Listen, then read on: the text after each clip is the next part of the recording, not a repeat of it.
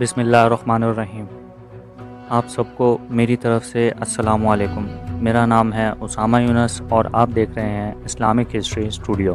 تو آج ہم ایک نئی ویڈیو کے ساتھ حاضر ہوئے ہیں اور آج کا ہمارا موضوع ہے حضرت عمر بن خطاب رضی اللہ تعالیٰ عنہ۔ حضرت عمر بن خطاب رضی اللہ تعالیٰ عنہ ایک طاقتور اور بااثر مسلمان خلیفہ تھے۔ ان کا تعلق مکہ میں قریش کے قبیلے بنو عدی سے تھا۔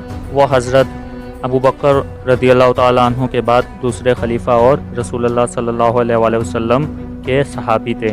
اگر آپ اسلام کی تاریخ پر نظر دوڑائیں تو جن لوگوں نے اسلام کو پھیلانے میں کردار ادا کیا، آپ کے ذہن میں سب سے نمایاں نام حضرت عمر رضی اللہ تعالیٰ عنہ کا ہوگا۔ ابتدائی زندگی وہ مکہ میں قریش کے قبیلے بنو عدی خاندان میں 583 عیسوی میں پیدا ہوئے۔ وہ شروع میں غیر مسلم تھے اور پیشے کے اعتبار سے وہ ایک تاجر تھے۔ اسلام قبول کرنے سے پہلے حضرت عمر رضی اللہ تعالیٰ عنہ حضرت محمد صلی اللہ علیہ وآلہ وسلم کے سخت ترین دشمنوں میں سے تھے۔ جوانی کے دوران حضرت عمر رضی اللہ تعالیٰ عنہ کا شمار قریش خاندان کے اس دور میں پڑھے لکھے لوگوں میں ہوتا تھا۔ حضرت عمر رضی اللہ تعالیٰ عنہ ایک ذہین شخص اور مشہور عوامی مقرر اور قریش کے کامیاب سفیر تھے۔ اگرچہ عمر رضی اللہ تعالیٰ عنہ کے پاس جسمانی صلاحیتیں تھیں، بدقسمتی سے انہوں نے رسول اللہ صلی اللہ علیہ وآلہ وسلم کو قبول نہیں کیا تھا۔ وہ پیغمبر اسلام صلی اللہ علیہ وآلہ وسلم کے جنونی دشمنوں میں سے تھے۔ اس نے اسلام کی مخالفت کی اور حضرت محمد صلی اللہ علیہ وآلہ وسلم کو قتل کرنے کی دھمکی دی۔ جب وہ حضور صلی اللہ علیہ وآلہ وسلم کو قتل کرنے کے لیے اپنے منصوبے کو عملی جامہ پہنانے کے لیے جا رہا تھا تو اسے اپنی بہن اور بہنوئی کے اسلام قبول کرنے کا علم ہوا۔ وہ اپنی بہن کے گھر گئے جہاں خباب رضی اللہ تعالیٰ عنہ ان کی بہن اور بہنوئی کو قرآن پڑھا رہے تھے۔ اس نے ان کے قبول اسلام کے بارے میں دریافت کیا اور ان سے جھگڑا شروع کر دیا۔ اس نے اپنی بہن کو اس طرح تپڑ مارا کہ خون بہنے لگا۔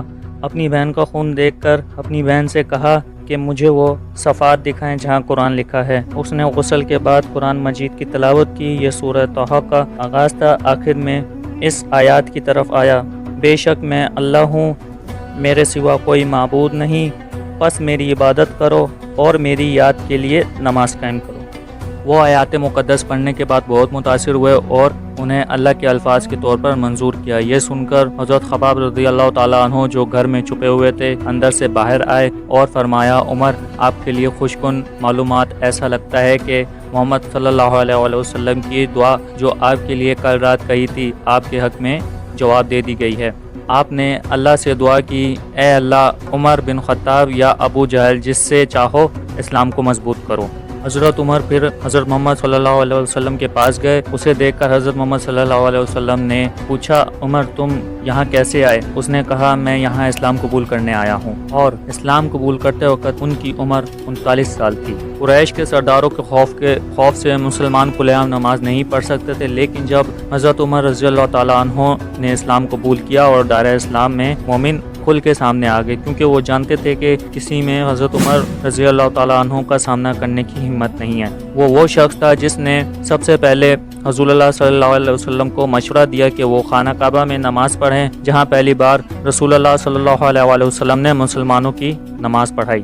حضرت عمر رضی اللہ تعالیٰ عنہ کی ایسی بے خوف تجویز کی وجہ سے آپ کو حضرت محمد صلی اللہ علیہ وسلم نے فاروق کا لقب دیا، جس کا مطلب ہے صحیح اور غلط میں تمیز کرنے والا۔ حضرت عمر رضی اللہ تعالیٰ عنہ بطور خلیفہ حضرت محمد صلی اللہ علیہ وآلہ وسلم کی وفات کے بعد عمر رضی اللہ تعالیٰ عنہ شدید غم میں تھے۔ اس وقت حضرت ابو بکر رضی اللہ تعالیٰ عنہ نے انہیں تسلی دی اور اس وقت یہ جھگڑا ہوا کہ رسول اللہ صلی اللہ علیہ وسلم کی وفات کے بعد ذمہ داری کون لے گا۔ تو حضرت عمر رضی اللہ تعالیٰ عنہ نے مسلمانوں کو مخاطب کر کے حضرت ابو بکر رضی اللہ تعالیٰ عنہ کی حضور صلی اللہ علیہ وآلہ وسلم سے قربت کے بارے میں کہا اور اسے پہلا خلیفہ بنایا۔ حضرت ابو بکر رضی اللہ تعالیٰ عنہ کی وفات کے بعد حضرت عمر رضی اللہ تعالیٰ عنہ نے ذمہ داری سنبھالی اور دوسرے خلیفہ ہوئے۔ اس نے پوری حد تک حضرت محمد صلی اللہ علیہ وآلہ وسلم کے نقش قدم کی پیروی کی۔ یہ حضرت عمر ہی تھے جن کے دور میں حکومت اسلام ایک بین الاقوامی طاقت بن گیا اور فارس اور بازنطینی کی طاقتور سلطنت اسلام کے فوج کے سامنے منہدم ہو گئی۔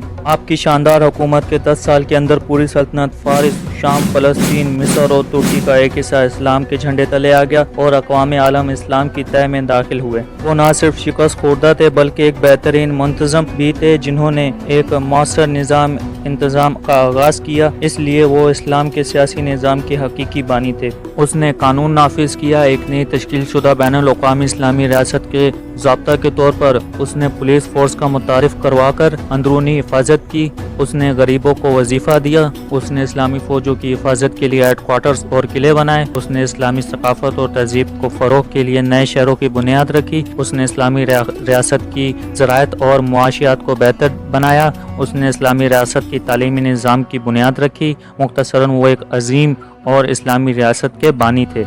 مختصر یہ ہے کہ حضرت عمر رضی اللہ تعالیٰ عنہ ہر مسلمان کے لیے رول ماڈل ہے۔ وہ عدل، اصول، تقوی، عاجزی اور کردار کے پیکر تھے۔ اس نے اپنے تمام کردار خواہ ذاتی ہو یا پیشہ ورانہ شدت کے ساتھ ادا کیے، اور ایک بھی مثال سامنے نہیں رکھی جا سکتی جس سے یہ ظاہر ہو کہ اس نے اپنا کردار کامل سے کم بنایا۔